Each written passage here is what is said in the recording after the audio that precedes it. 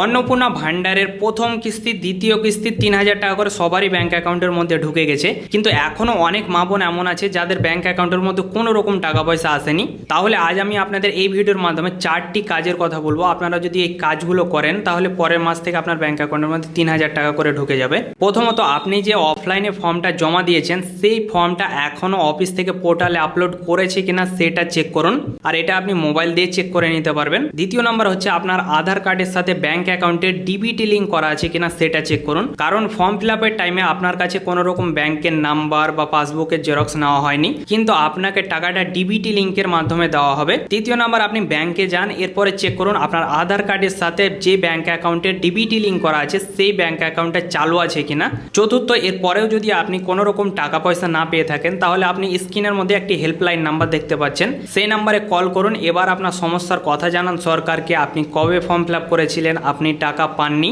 এরপরে আপনার সমস্যার সমাধান করে আপনি টাকা পেয়ে যাবেন।